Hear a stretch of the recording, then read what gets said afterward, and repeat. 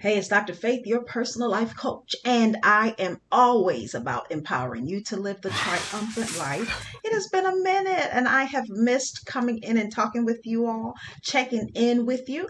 I hope all has been well with you. I know there is a lot happening in our world today, but I hope that you have been good. Spirits kept high, taking good care of yourself, being mindful in what you are thinking, what you are speaking, therefore manifesting by the things that you are doing. So I hope that you are taking an holistic approach to taking care of your mind, body, soul, and spirit.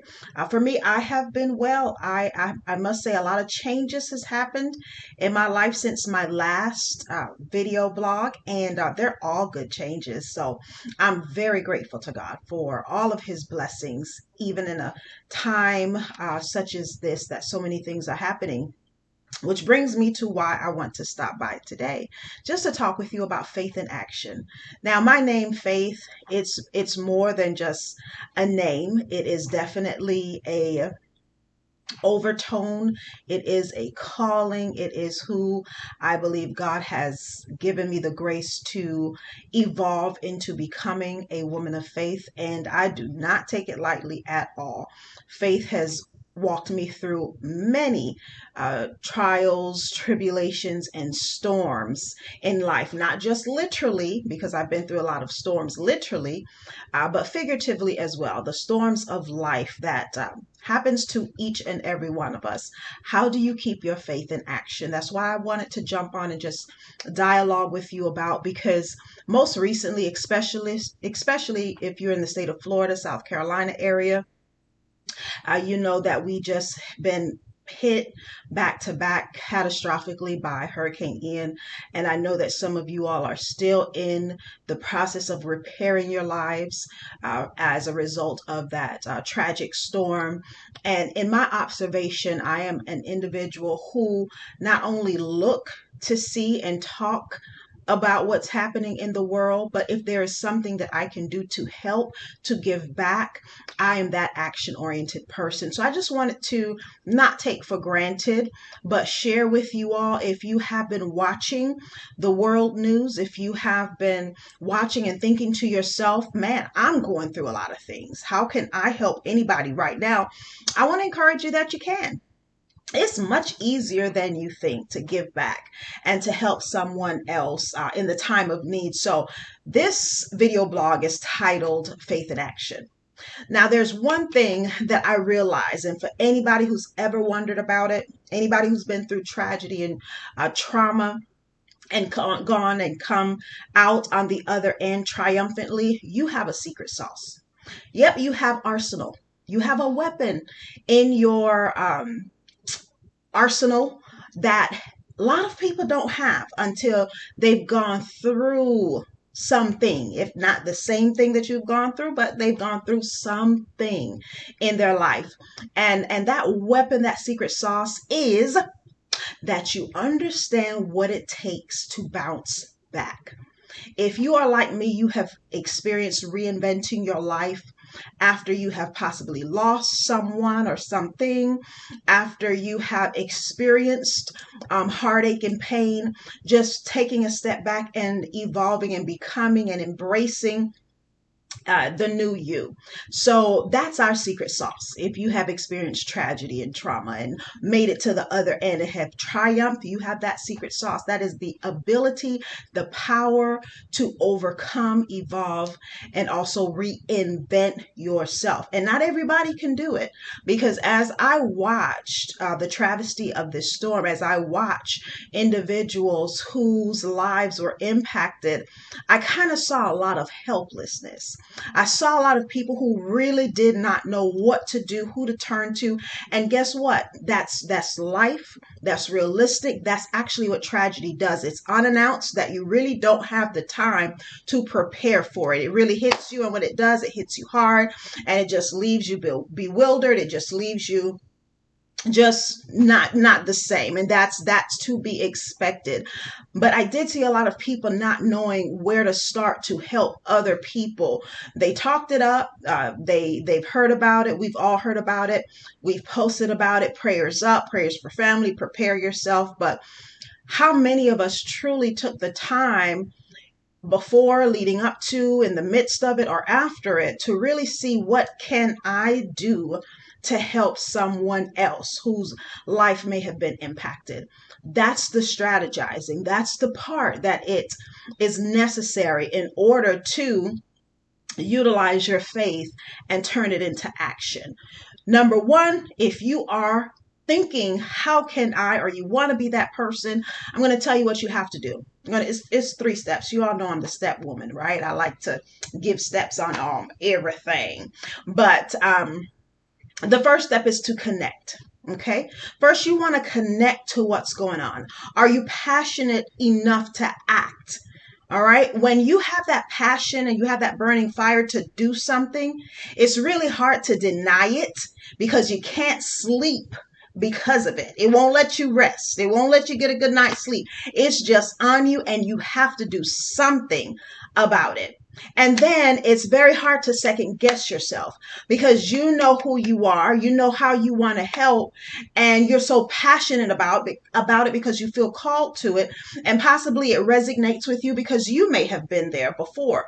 So once you connect to something greater than you that is going to ignite that passion, it's going to help kick your faith into overdrive, and it's going to give you a reason to act. So the first thing you have to do is connect your passion. What are you most passionate about? What can you just not sleep at night because of? You want to help. You desire to help. You're trying to see how you could fit in to make a difference. That's the first step. You have to have that. That has to be your why, your driving force behind it. You got to identify it, and you got to tap right up on into it. The second thing to kick your faith into action after you've connected to your passions, after you have undeniably gone through and seen that, hey, I want to help with this, I'm called to this. The second thing is that you want to make sure you connect to a worthy cause. So you can think about it all day. I want to give back to the less fortunate. I want to clothe the homeless. I want to feed those who are hungry. I want to start a 501c3. I want to start a school. I want to start a business. You could want all day long. But if you don't connect your passion to a worthy cause, which is kind of the overflow of your why, then there is really no reason to act. You want to do it because of what reasons? I want to open a school because I know that it's going to help children in areas of poverty, and it's going to expose them to and help give them a fighting chance by becoming contributing citizens to today's society. Not just contributing citizens, but I want to produce global leaders, competitive leaders, young adults who have not had exposure to the resources that they need to be successful in life and for a lifetime and for generations to come. So not only do I want to do schooling, but that's my cause. That's because I want to change the trajectory of generations of people that will come after me. You got to connect to a cause.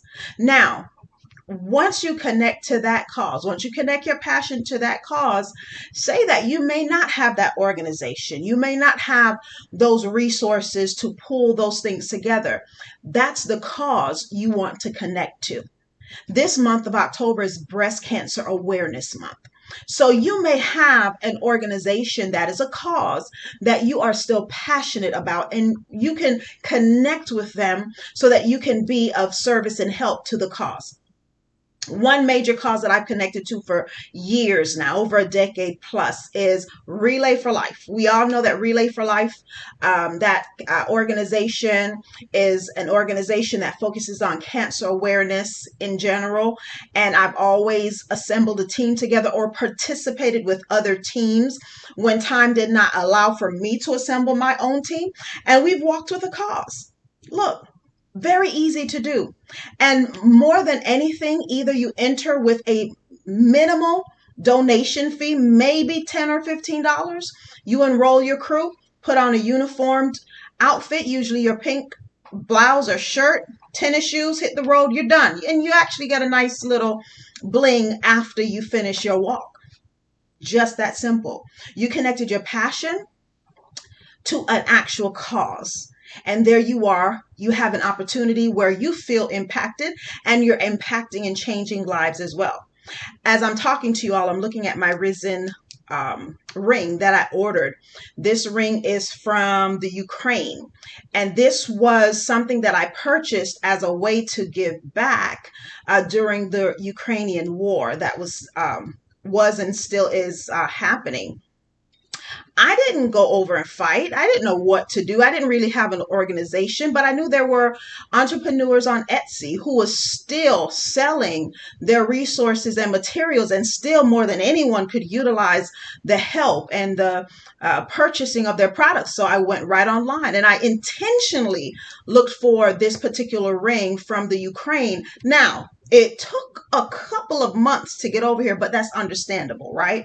That's because of everything that was happening. But it made me feel good that I was supporting someone who needed help, someone who I can definitely vouch with. The cost of this ring has kept some type of light on in their business and their organization. So that was my way of giving back. I connected with my passion of helping people overcome to a worthy cause, and that was to purchase items from Etsy from Ukrainians who were striving to keep their business open.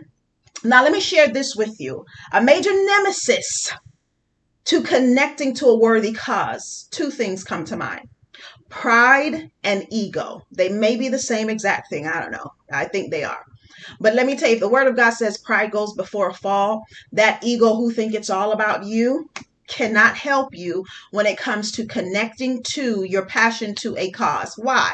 Because pride say, because I didn't start this, right? Or because I'm not leading it, I'm not the face of this movement, there's not enough notoriety for me, right? Because I don't want to be in the background. I'm a front line person, and if it's not my idea, my vision, I can't lead, I can't help.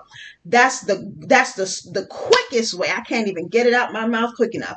That's the quickest way to stay solo in your lifetime and have not even minimum impact, no impact. It's not about you, sweetie.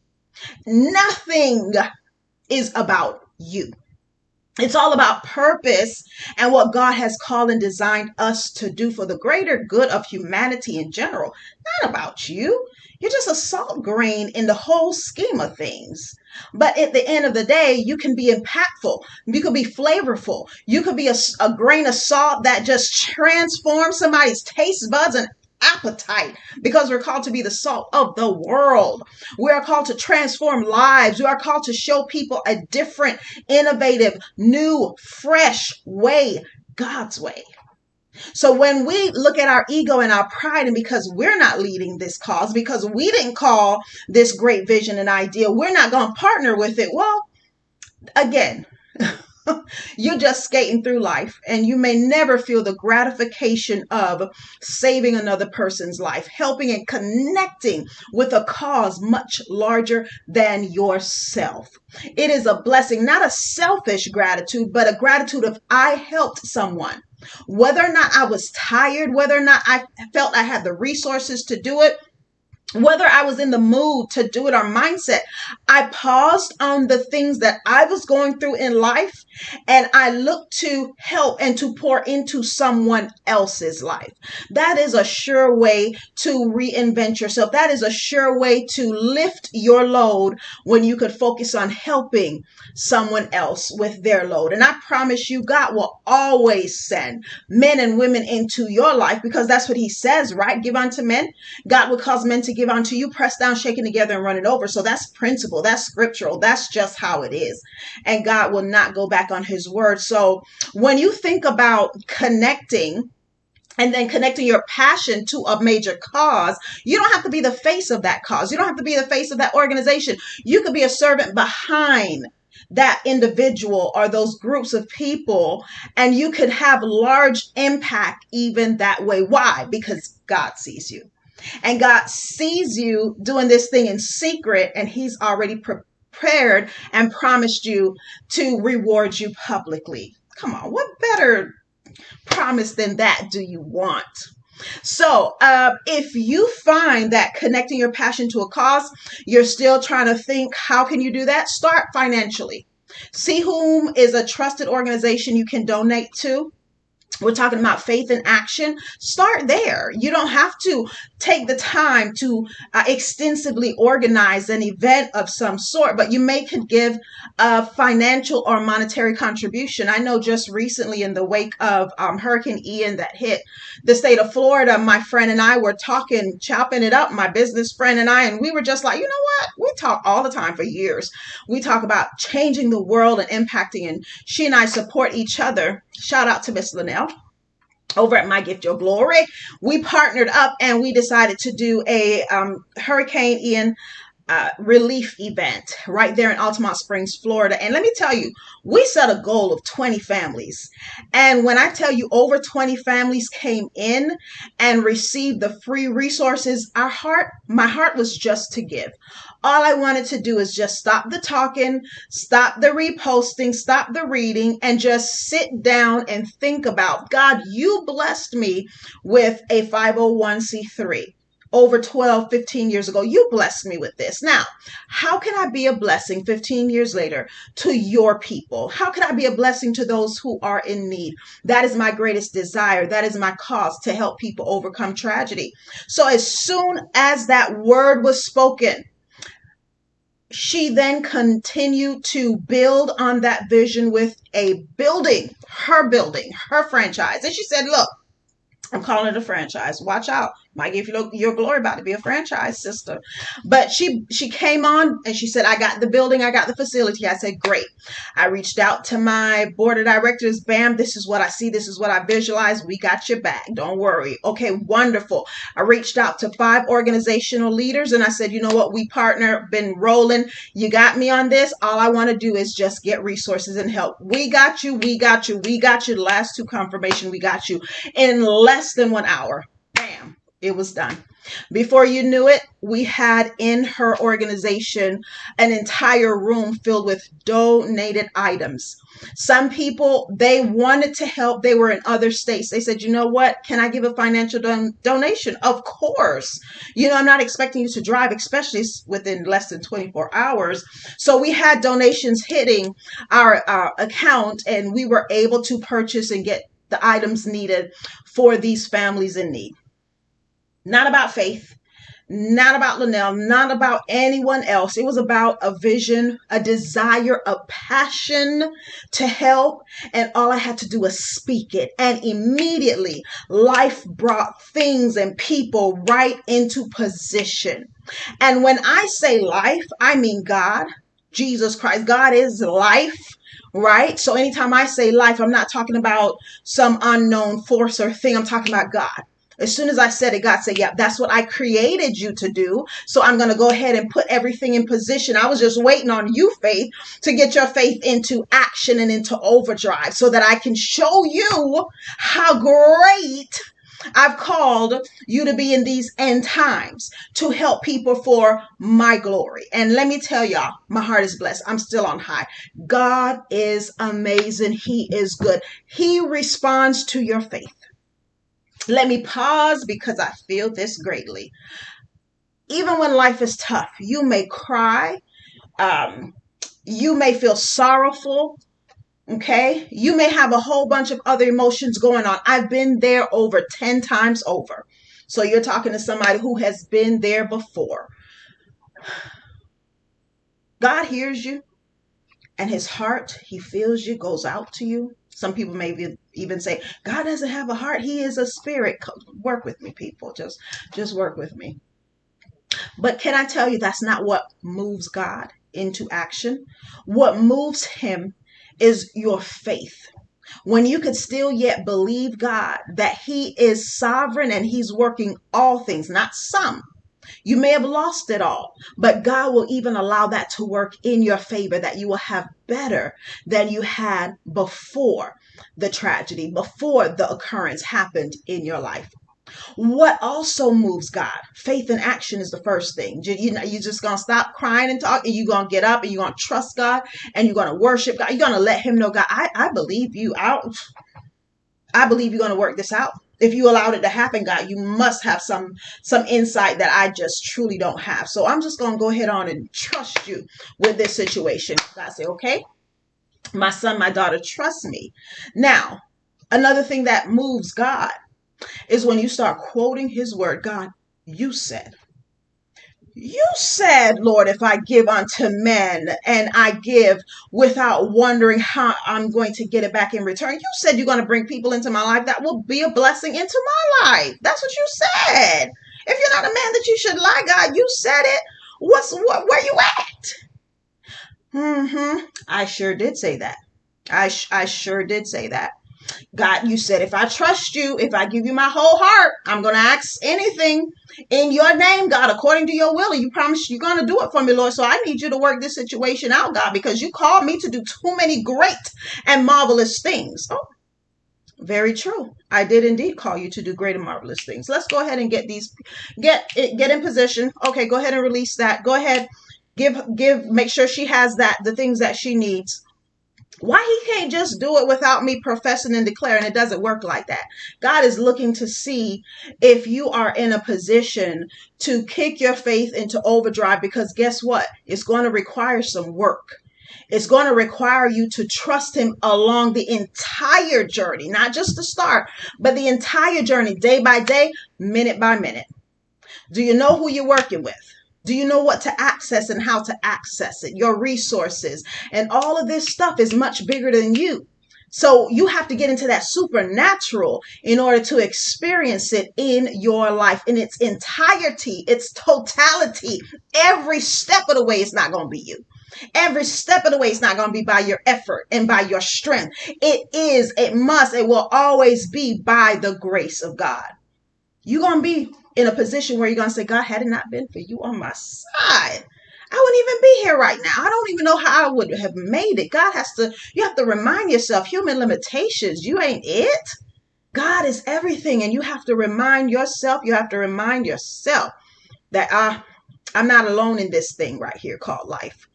I'm here by purpose and by design. So God got me. I need to stop worrying about how all of this is going to work out and just believe my creator, the creator of all things. So I just kind of segued over into what moves God.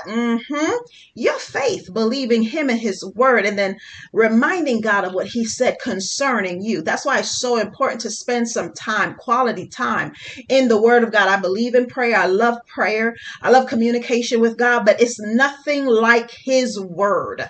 His word. You got to remind him of his word. God, you said.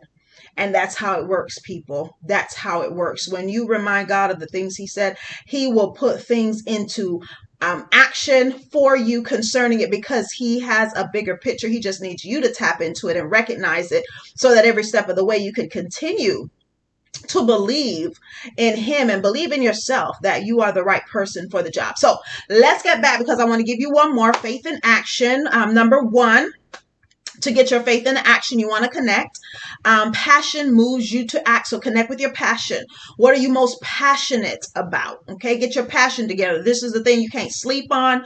You could go without eating, because you're so passionate about it. Helping others, giving back, whatever it is, teaching children, starting your businesses, teaching people how to amass wealth. Whatever your passions are, connect with that. Number two, connect your passion with a cause. So a cause could be an organization that's already established. A cause could be an organization that's established so that you could give a financial support to it, but connect with something bigger than you, so you could see what that combustion looks like of you meeting an organization and a vision, and see how it intertwines and work together. When two people or more walk on one accord in agreement, great things will happen. But you need that organization. You need that connection. You need that opportunity to connect. You need that other person, not just organization. You just need one other person to come in agreement with. I promise y'all will be unstoppable. Y'all will be unstoppable doing what God has called y'all to do out here in these streets. I promise you that. That's word. That's biblical. Where two or three, come on. You know what the scripture says. touching and agreeing on anything, God say he's going to be in the midst. 2 or 3 of his children. Let's not get that twisted, because life now have you thinking that everybody and anybody, but that's not the case.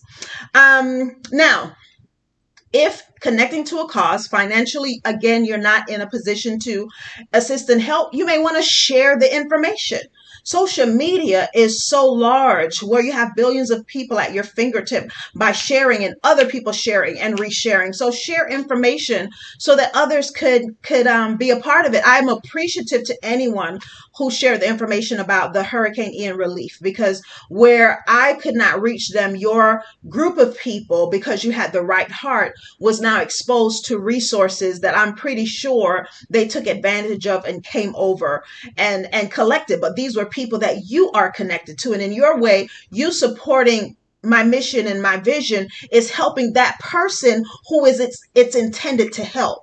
It may not have been you, because you got everything together, you got everything you need, wonderful, but there is somebody in your entourage or that you're connected to that could benefit from these causes and from these resources. So why not share so that other people can see and take advantage of it? And when you have that time, when you are ready to go, your faith in action, you connected to this, your passion to this cause, you may get together with a person and start an organization or start an event together. All it takes is the power of two. And let me tell you, if it just takes you just starting off, God will bring the people who he has designed to help you lift the load and enforce the vision. So this is so, so important. The big picture here is faith in action. You have to act. Don't sit down and do not wait.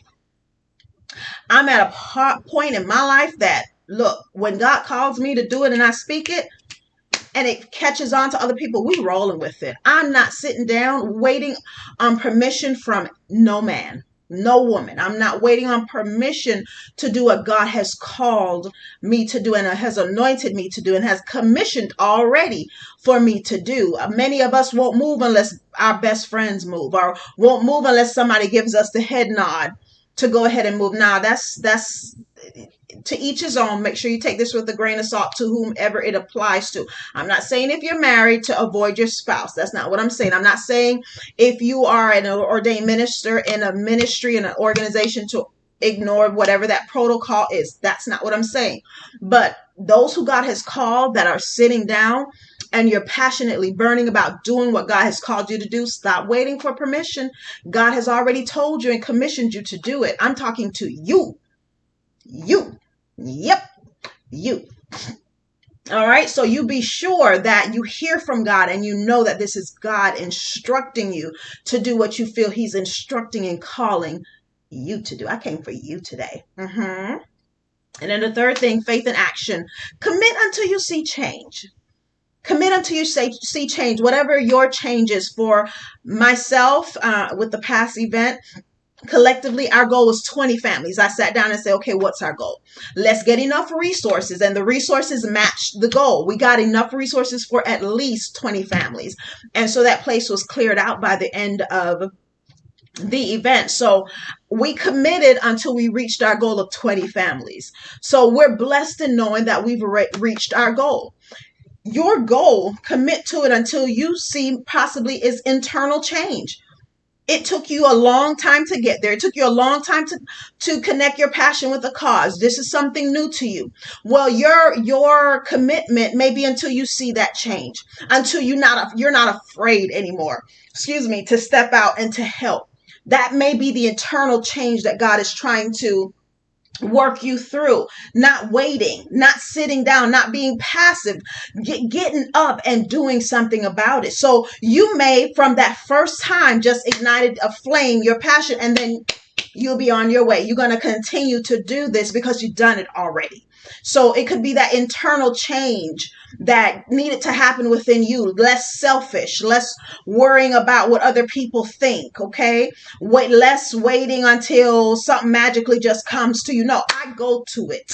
Go to it. Go to the fight. I don't sit down and wait for, I go straight up in it. And I say, this is what we're going to do. And we strategize, because again, remember, if you're like me, you overcame tragedy, obstacles, you now have that secret sauce. That's the ability to strategize. That's the ability to reinvent yourself and make things happen. Everybody don't have that. Everybody don't have that. We are a tribe of our own. I'll be coming back and talking to y'all some more about that. But you thought you was out there by yourself. No, no, no, no. Oh, it's a tribe of us out there. And then the last thing is, it may take 2 rounds, 3 rounds, 4 rounds. Who knows? Whatever it is you're called to do, you may not accomplish it in the first go round, and that's okay. What if we only had 5 families to come out? That wasn't the case because there was a great need, and we acted upon it, and just like that, because all things were aligned, it happened for exactly how many and more that we projected. But I've been in the past situations where I've set up some great things and had minimal turnout. Now, if I were to be discouraged from that, my ego took a hit, my pride said, oh, I'm not doing this anymore, God obviously didn't call me, I would not have built up the stamina, the perseverance to get to where I am now, right? Where I could speak it and partner it and bam, see it happen. That's not faith power, but that's just my faith in action saying, my God is so much bigger. Let's get together and do this. Let's get together and give God an opportunity to show himself strong in this situation with us collectively together. So yes, there will be and has been times when you may not hit that goal the first time, but who says you can't try it again? Right? Who says that you can't recollect, reevaluate what went wrong? Probably did it too quickly, maybe didn't have the resources, probably didn't promote it on various channels or mediums. So you can always shift gears and go at it again and again and again, because your faith in action, the great thing about faith is infinite. It does not die. The controller of that is you. When you say no and it's time to stop, guess what? Nope, time to stop, because you said it. You declared it. You decreed it. You said you're going to have what you say in this lifetime. The power is in your mouth. The power is in what you think, what you believe. God ain't going to force this on you.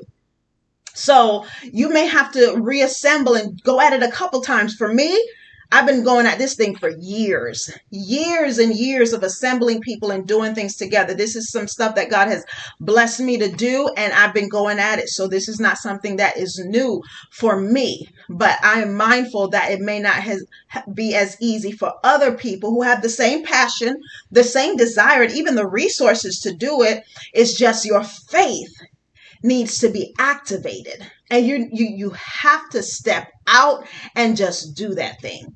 You have to step out and start connecting. You have to start stepping out and connecting with your passion, with your cause or other causes bigger than you. It has to be bigger than you, because it's not about you. And you have to be consistent. Commit until you see the change that you're going for. Don't just do it one time and give up. Then who called you? And what are you really called to? Yourself? Okay, so these are some food for thoughts for you if you are looking in this season of your life to connect your faith, kick it over in action, and see some things go forward in your life. These were just 3 steps or tips I wanted to share with you to help you do that. You know, I love talking with you all. I love sharing my personal life experience. I like coming on and just challenging your thinking, guys, and just bringing my personal experiences to the table and being vulnerable, transparent, and just honest about what God puts in my heart to share. So this was one of those days that he placed this in my heart to share, and I just definitely wanted to do that. So until next time, guys, continue to be empowered to live triumphantly. That is long-term success for the rest of your life. After you have overcome, you move forward and you be successful and triumphant. So God bless you until next time, and we'll talk soon.